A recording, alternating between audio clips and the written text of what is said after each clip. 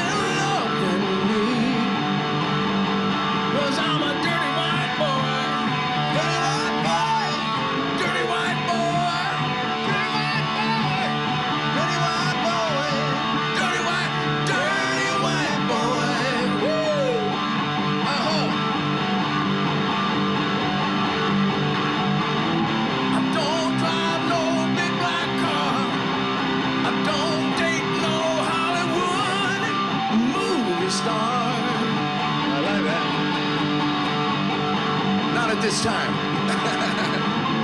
You want me to be true to you. You don't give a damn what I do to you. I'm just a dirty white boy. Dirty white boy. A dirty white boy. Dirty white boy. I'm just a dirty white boy. Dirty white boy. Hey, we'll see you folks. Check it out. See you next week on another rock and roll road trip, cause I'm a dirty white boy. Oh, Mick's gonna solo.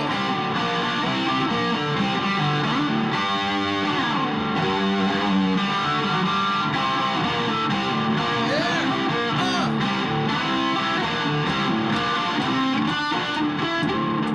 How about that? Run out. I'm just a dirty white boy. Dirty white boy. I'm just a dirty white boy.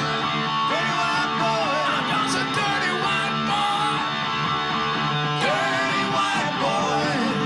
Woo, yeah, yeah. One more. Get your loud. I'm just a dirty white boy. Dirty white boy. Dirty white boy. Oh, we got the dirty white boy. Dirty white boy. Dirty white boy. Thank you, Mick. I love you. Oh, I love you, Mick. Thank you, brother. Thanks, man. Let's head back to see what goes on with Foreigner before they hit the stage. Hey, we're back here with Foreigner, and I see Kelly Hansen. I wonder if he's in there. Excuse me. Oh, sorry. Is Kelly in? Oh, Kelly, shit. No, hey, oh, brother, listen. Well, you know, I don't see you that often, I know, right? yeah. And to be honest with you, we've never met. Till today. Yeah, until today. It's crazy. Two singers. What do you think about being a singer? Do we have any disease that you know of? You know, I've heard about lead singer disease. I try to let people know I'm a lead singer once in a while. I don't want to disappoint them, but I think I'm usually kind of just a normal guy. You got your own name on the door. Oh, yes. So speaking of lead singer disease, sorry. Yeah, exactly. That's not really here. Now, in Van Halen, if I would have asked for my own room with my own name on the door, hey, we're a fucking band, man. You know what I mean? The four-headed monster. So, Foreigner, you guys are all groovy, all grown up, grown men. You know, we all been around the block. We all really understand how fortunate we are to be able to be doing this, you know, second, third, fourth time around for some of us. So if you can't wrap your brain around that, then you should get out. So what's this thing about cooking? So, well, I am a Food Network Chopped champion. Yes. Wow. I went on there and I cooked against Lita Ford and Dweezil Zappa and Eddie Ojeda from Twisted Sister. And but cooking is a big part of my world. I think it's kind of like songwriting. You take different ingredients, which are like different words or concepts, and you put them together and you make this meal, which can be a song. It's very, very similar to that. I agree. But this way, there's no pressure, there's no time limit, there's no budget constraints. I'm just doing something for me and my friends, and it's really, I dig it. I see it as meditation. Yeah, it really is. I run everybody, and people say, what can we do to help? You can help me by getting the hell out of the kitchen, because I'm going to do all of it. I'm going to do the chopping, I'm going to do the sauteing, I'm going to, maybe I'll say, run down to the garden and grab me some herbs. You know what I mean? That's about it. No, it's true. It's a pleasure to find another singer that really enjoys making food and eating food the way I do. Let me give you my newest product. This is called Santo Mezquila. It's with my friend Adam Levine, and it's half tequila and half mezcal, so it's called Mezquila. I've heard about it, yeah. And it's really, really good. Yeah, thank you very much. A little Thank salt you for that. and orange for me. Salt and orange. Yeah, Salt and orange. Salt and orange. Cool. Whoa, Thanks. excuse me, sir.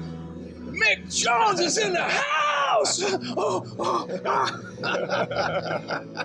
Mick, my old buddy, you don't know how far back we go. But we're gonna go teach you. We're gonna show you. And we're still here. But Mick, can we remember the shit we did? Can we remember what happened in That's the the past? problem. Oh, well, let's go try. You into it? Yeah, Let's go try it. absolutely. Hey, welcome to my dressing room, by the way. I'm sitting with my good buddy, Mr. Mick Jones from Foreigner, not just from Foreigner, he is Foreigner. And we are backstage, so you're gonna be hearing people out there playing. Pay no attention. They That's don't know the what roadies. they don't That's the realize how tech. disrespectful they are. But Mick, Well, they're pretty good, this Yeah, they are. tech band. Well, They have- do anything you want in metal, they... have the roadies ever blown you guys off stage at the sound check? You ever get nervous by hearing the roadies? Yeah, sometimes I have to tell them to shut up, because the crowd starts, getting into it. I think, what the fuck's going on here? But Mick, they're good guys. at our age, you got me by a Speak for couple. yourself. A couple you got me. I'm 70 this in October, and I know you got a couple of me. It's 70. okay. But Mick, did you ever think at our age that you would still be not only doing this, but probably making as much money as you ever made, and doing it, and doing the business that you're doing? I mean, you got to be in heaven right now. Yeah, this year especially, we've had this kind of rebirth. And it's amazing, the shows are fantastic. They're nearly sold out everywhere we play. And I'm looking out at the audience, I'm thinking, and I see them with the lights and everything, and I think, Jesus, I must have done something right. You never dreamed it, I bet you, right? Yeah, I mean, well, right? it's great when you see people, even kids singing the lyrics. What do you think as a songwriter? You're a great songwriter. I mean, you've written some of the biggest hits in the 80s and the 70s, right? Yeah. What is your favorite Foreigner song? What's your favorite song you ever wrote? That's a tough one. Really, in a way, feels like the first time set everything up, and it was special. It was the first song I wrote for the band, not even knowing I was going to have a band. And I just figured when I had this bunch of songs, I thought, what do I do with this? I've been in a couple of bands, that... And a lot of times you're in a band and the guys don't want to do your songs. Everybody wants to put their song in, or and they'll pass up a great song and not even realize it. They don't last long in the band, those guys. Yeah, you Capricorn leader here, okay? Wow. Yeah, boy. So are you an iron-fisted leader? I mean, I've never been in a band with you. I've been your friend. We've toured together with bands. We jammed together a few times way back. I mean, are you nice to your band, or are you like, just listen, it's got to be right, or I'm...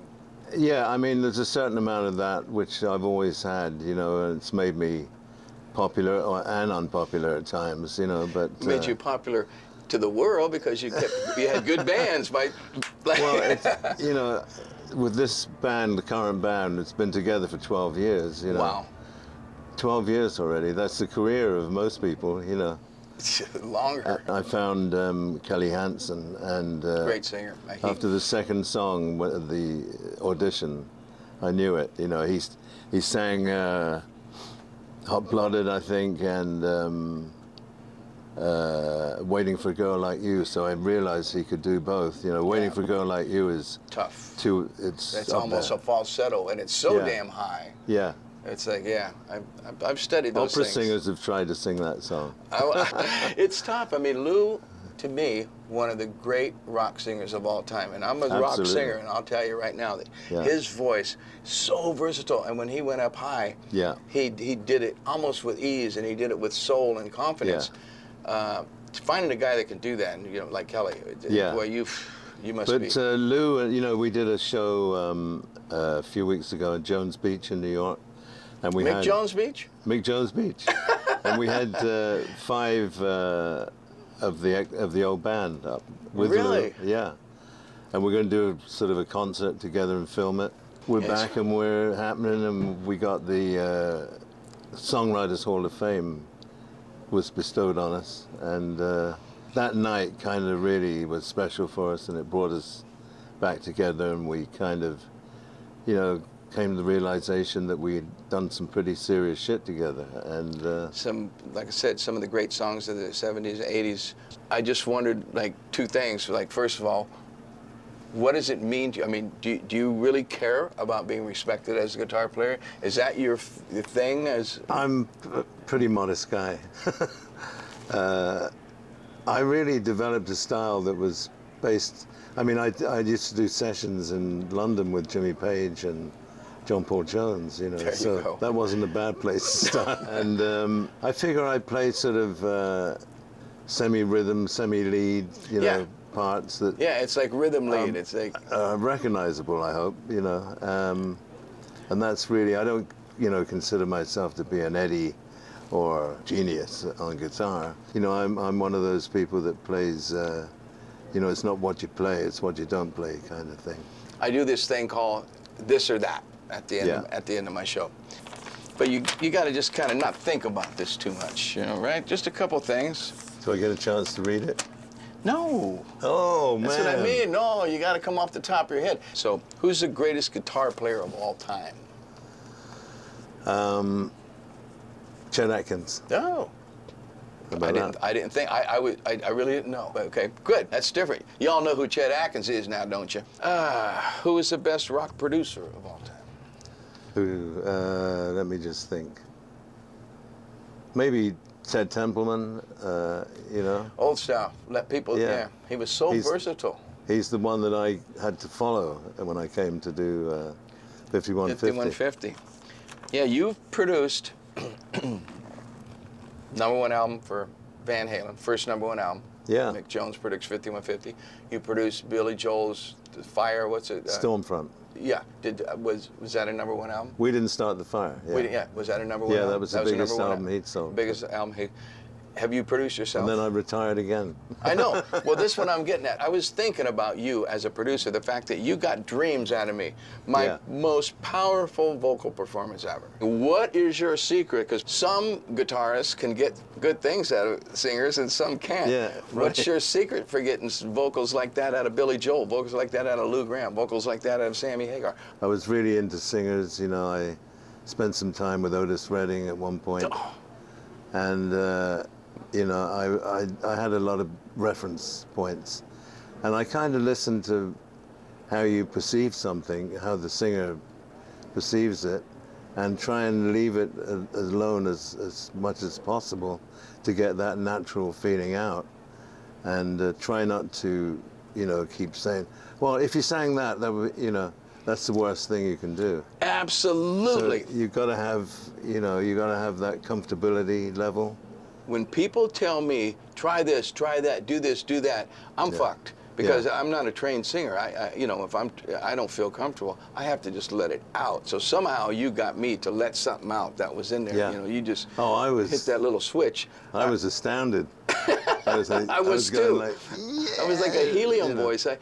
I don't even know if I can even sing like that ever again. I really don't know. I haven't even tried. But Mick, first of man. all, just good to see you. Oh, it's great You know, to see you. having a too. chat is one thing. Yeah. But now that the cameras are turned off, let's you and I go tell some really good old stories. Bye-bye.